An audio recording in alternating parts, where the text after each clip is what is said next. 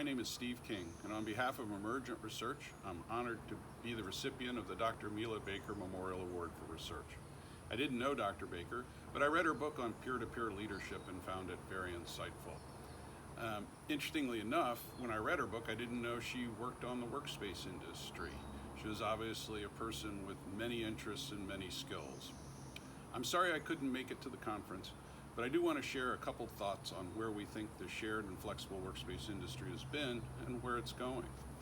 When we look back to the mid-2000s, at the advent of this wave of co-working, obviously the flexible workspace industry has been around a lot longer than that, but with the advent of co-working, we had three new waves of demand for flexible workspace. The first wave was independent workers, freelancers, independent consultants, looking to get out of the coffee shops and get a better place to work, as well as the networking opportunities that being in a collective situation provide.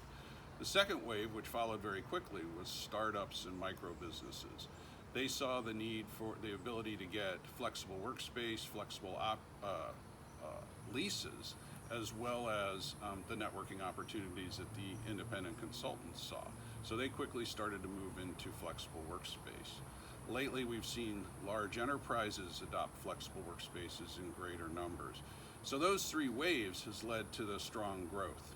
Going forward, we see a fourth wave happening, and that's driven by two groups. One is the geographic industry and niche expansion of the workspace industry across the globe. And so we're seeing more and more flexible workspaces in the suburbs, even in small towns and rural areas.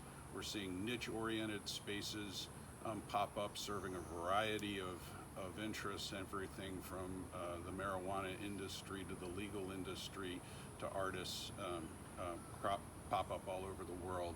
And a number of new industries have very specific spaces. We're seeing spaces for e-commerce, we're seeing spaces for energy industry participants. All of this expands the demand and expands the market for flexible workspace. The second driver is the rise of distributed and remote teams.